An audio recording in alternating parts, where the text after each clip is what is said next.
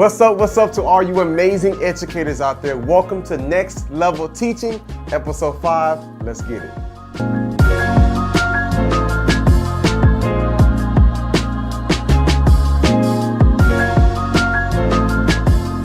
Question number 1, what you got? What's up, Jeremy? My name's Anthony from Lincoln ASB, and I was wondering, how do you keep students with a short attention span engaged? Yeah, so great question. I think that's probably something that every educator across the globe can relate to. You know, how do you keep a student engaged in the classroom lesson plan and activities and what you're doing if they have a short attention span? So basically you're wondering what my teachers did back in the day to keep me engaged, because I was that student with a short attention span, you know, and it was no disrespect to the lesson. It's not that the teacher was boring. It's just like, look, you got a small window, so you got to keep me engaged. So one thing I would have you do is, as opposed to teaching and just having the students just sit there, you've got to understand and learn that they have different learning styles. They've got different personalities. They've got different backgrounds and upbringings. So you've got to be very diverse with how you present your lesson plan. So you got to be active, you got to get them engaged. One thing, one of the guys, Ryan, on our team told me, he said that, you know, if you're doing a question and answering, and maybe the answer is an A, B, C, or D, maybe you have the kids get up and say, you know what I'm saying, everybody, if you think it's section A, or the answer is A, go to this side of the room. If you think it's B, you think it's C, and then explain why. The more activity, the more involvement, the more we can get up and move around, the more we'll be engaged. But if you expected me at the age of 8, 9, 10, 11, 12, 15, 17, 18 to sit still, I'm gonna have a hard time doing that, just because I need to get up and active. Even my daughter, you know what I'm saying? Y'all know I talk about my daughter a lot. She's in kindergarten. She's at one of the top schools here in Georgia, but she still gets in trouble. And it's not because she's a bad kid. That's what I'm helping my wife realize. She's not a bad kid. She just get bored. So the teacher's like, Joy has a hard time following instructions. And I'm like, yeah, it's because your instructions is to sit still. And she struggles sitting still. But if you get my little girl up and active, if she becomes your assistant, if she can participate, then she's a shining star. So I would just say, first off, thank you for what you do, because that after school program, you all have some students who are really, really struggling. And if it wasn't for that program, they'd be out here drugs, alcohol, gangs. So thank you for what you do. But I would say try to keep them involved, try to get them engaged, have as many activities as much as they can move around. The more of that, the better, because they'll be more in tune and intentional. Ask them to speak up, ask them to share what they think, what they feel about it, maybe break them up into small groups where they can discuss it. Let's just find some ways to move past the lesson plan and really stimulate their brains and help them get active. Okay, another thing. So this was just shared with me.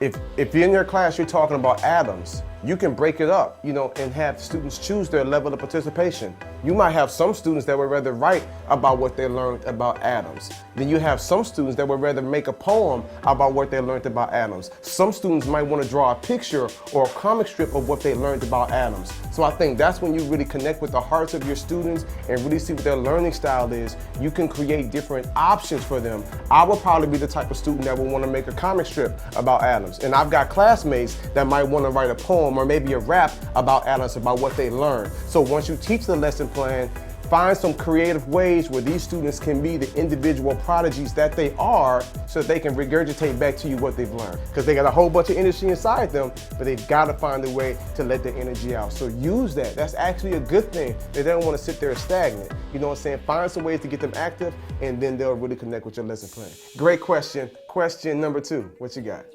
Hi Jeremy, I'm Amy from Lincoln Elementary, and my question to you is, how do we help students discover their passion? Okay, good question, Amy. So you want to know, how do I help students understand their passion? I think first off, by beholding, they become changed. I once read that in a book, you know, and when I think about that, I think once they get exposed to certain things, they'll start realizing it, you know? So maybe you show some videos of some cooking shows, you know what I'm saying? Or you show some videos of like America's Got Talent and people singing, or you show some different things just to let them know this is what you can do. You don't just have to be a scientist or a doctor or engineer, you know what I'm saying? You can be a TV host, you could be a radio personality, you know what I'm saying? You could be a gardener, you could be a chef. Like, there are several different things. So I think it would be important to ask your students, hey, what are you interested in? What type of shows do you like to watch? What type of books do you like to read? Like, really start connecting with them collectively, but also one-on-one. especially those students who are really struggling, those students who seem like they're pushed off to the side. They need that extra attention that maybe they haven't been getting at home with their family or their guardians. So find some one-on-one time, speak over their life, speak life to them, ask them, what are you interested in? What do you like to do? And then begin to really explore that. And then when they show you a little something, maybe you pick up a book or you show them a video or you show them something online to let them know, hey, I care about you. Hey, you do have purpose, but we got to figure things out. And that's probably one of the number one questions I get, Amy. Students say, what's my purpose? What am I supposed to do in my life? What should I be passionate about? You know what I tell them? I don't know. I tell them to figure it out. What I tell students is to work on character. I tell them to work on them. Take out the trash when it's supposed to be taken out. Clean your kitchen, clean your room, wake up. Don't have your parents trying to wake you up. Watch how you treat people. Like, focus on your character. All the other passions and your purpose, that will eventually get revealed to you. So my word to them is make sure you the best person you can be. And when the time is right, everything you're supposed to experience and see, like, you'll soon find it. But that's my advice to them. What I would tell you to do is to let them know that they can do anything, they can be anything, they can accomplish whatever it is they want to accomplish, but they've got to work on them and be the best version of them themselves that they can be. So you speak life to them, you encourage them, you let them know that they can do anything. But I think the more that they explore it, the more that they see people that look like them, that maybe walk and talk like them, and what they've been able to experience, they might say, you know what, I do kind of like cooking, or I find myself watching Food Network a lot, or I like interior decorating, or I like, art, or I like music, or I like specific things. Find out what it is and then see how you can tie your lesson plan to that. Okay, so another thing that was shared to me is you observing your students. Like, that's one of the main jobs of an educator, is for you to study your students. You'll be the one that can find those hidden gems and talents and passions within them. So if you see students and they're always beatboxing and slapping on the desk, or they're always writing something in their spare time, or they're always drawing when they should be listening, like, they're showing you clues. They're interested in music or writing or art. So be intentional and be aware of what's happening. Study those individual students, especially those ones who really seem like they're struggling. You know what I'm saying? Sometimes those can be some of the most talented ones. If we can just find ways to harness that passion and to give them a little structure, they'll go far. Question number 3, what you got? Hi, my name is Kia Henley, and I'm an assistant principal at AES Elementary School in Gwinnett County Public Schools. And Jeremy, my question for you is, as an administrator, how do I raise the urgency for teachers to understand that their daily actions affect students every single day? Good question. Good question. So how do you bring awareness to your staff as an administrator? How do you bring awareness to your staff that their actions, what they do daily, affects these kids? Well, for one, Kia, I've been to your school. We've done some professional development together at your school, so I appreciate your question.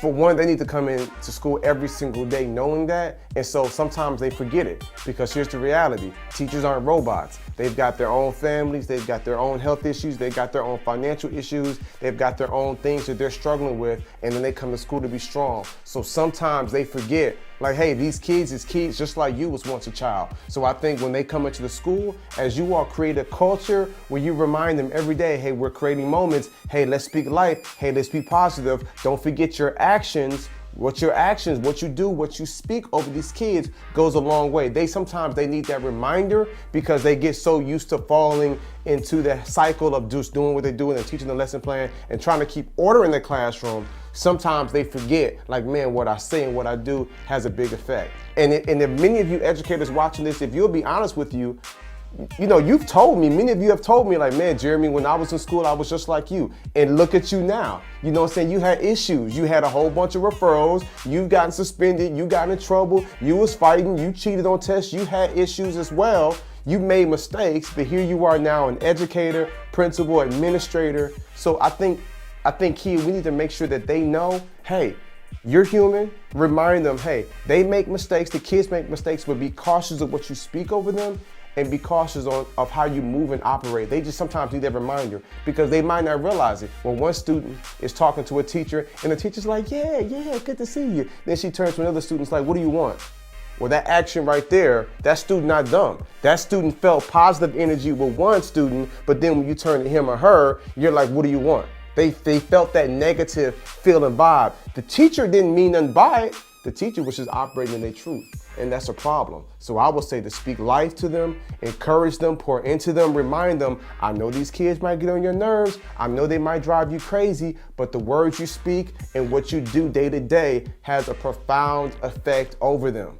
So in a sense, kid, you gotta point to your teachers because they're gonna be ones pointing to your students. And I believe that every single one of you all has what it takes. So do me a favor, speak life, take a moment, whether you gotta meditate before you get out your car to go to school, whether you gotta say a word of prayer, you know what I'm saying, whether you gotta woo-sah, like whatever it is you gotta do, make sure you feel revived, make sure you feel refreshed, and make sure you know that when you come into the school, what you speak and what you say and what you do over these kids has a profound effect. That means you have the power to change your life. That means you have the power to shift the trajectory of many of these students inside your classroom. That means you have the power to be able to say, hey, you're gonna be successful or you're not. You know what I'm saying? You have something within you that can help shift their lives forever. So go be amazing. Go do what it is you signed up to do, which is to change lives. And I'll see y'all next week.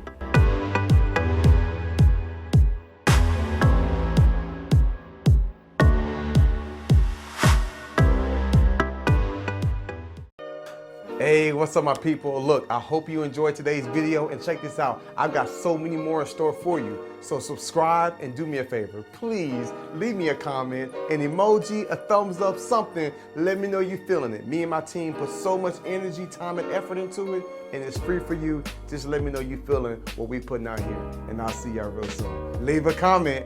Peace.